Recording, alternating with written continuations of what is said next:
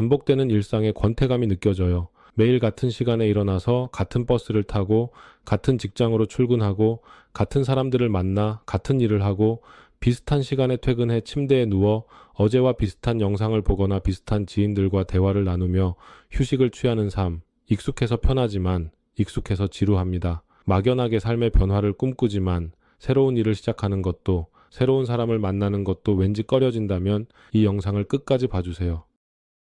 우리는 변화를 갈망하면서 동시에 두려워합니다. 변화. 이 단어는 우리를 흥분시키면서 동시에 두렵게 합니다. 이것은 매우 자연스러운 반응이에요. 왜냐하면 인간의 뇌는 기본적으로 안정성을 추구하도록 설계되어 있기 때문입니다. 우리의 뇌는 새로운 상황이나 변화를 일종의 위협으로 인식하고 익숙한 상태를 유지하려는 본능을 가지고 있어요. 심리학에서는 이를 현상유지 편향이라고 부릅니다. 데니얼 카네만과 아모스 트버스키라는 두 심리학자의 연구에 따르면 사람들은 일반적으로 변화를 피하고 현재의 상태를 유지하려는 경향이 강합니다. 왜 그럴까요? 그 이유는 간단합니다. 우리 뇌는 변화를 불확실성과 위험으로 인식하기 때문이죠. 익숙한 현재의 상황이 더 안전하고 편안하게 느껴지기 때문에 굳이 새로운 것을 시도하려 하지 않는 겁니다. 많은 사람들이 현재의 직장에 만족하지 않으면서도 새로운 직장에 지원하는 것을 망설입니다. 실패에 대한 두려움 때문이죠. 이게 맞는 선택일까? 새로운 직장에 적응할 수 있을까? 같은 수많은 생각들이 머릿속을 떠다닙니다.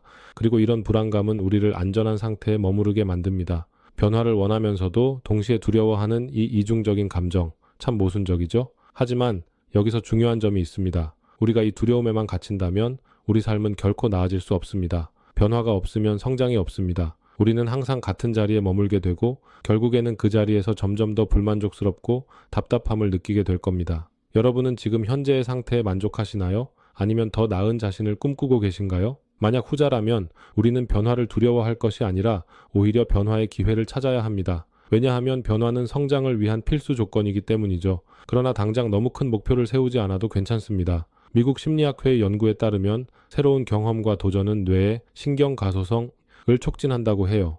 신경가소성은 우리 뇌가 새로운 상황에 적응하고 그에 따라 변화할 수 있는 능력입니다. 쉽게 말해 우리가 새로운 도전을 할 때마다 뇌는 새로운 신경 연결을 만들고 강화하게 되죠. 이 과정이 반복될수록 뇌는 더욱 유연하고 창의적인 문제 해결 능력을 갖추게 됩니다. 새로운 언어를 배우는 과정을 생각해 봅시다. 처음엔 단어 하나 외우는 것도 어렵고 문법은 더더욱 복잡하게 느껴지죠. 하지만 하루에 한 단어씩, 한 문장씩 차근차근 익히다 보면 어느새 그 언어로 간단한 대화가 가능해집니다. 이처럼 작은 변화들이 쌓여 큰 성과를 이루게 되는 것이죠. 사실 많은 사람들은 변화라는 말을 들으면 큰 부담을 느낍니다. 큰 결정을 내려야 하거나 인생을 완전히 뒤바꿔야 한다고 생각하기 쉽죠. 하지만 변화는 그런 거창한 것들만을 의미하지 않습니다.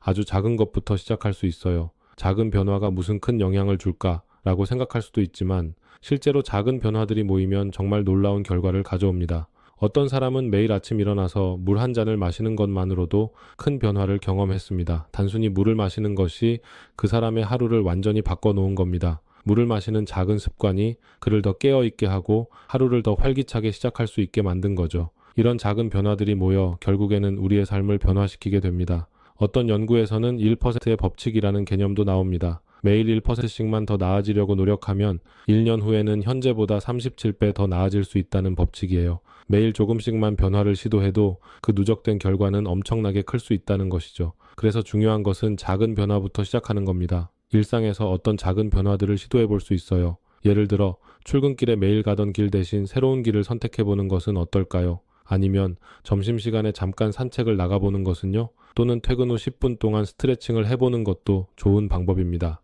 이런 작은 변화들은 우리에게 큰 부담을 주지 않으면서도 일상의 패턴을 살짝 바꿔주고 두려움을 극복할 수 있는 좋은 출발점이 됩니다. 변화는 꼭 거창하거나 대단할 필요가 없습니다. 작은 변화들이 모여 결국 큰 차이를 만들어냅니다. 매일 조금씩 다른 선택을 하게 된다면 1년 후에 나는 지금의 나와 얼마나 달라져 있을까요? 어쩌면 여러분은 더 자신감 넘치고 더 행복한 자신을 발견하게 될지도 모릅니다.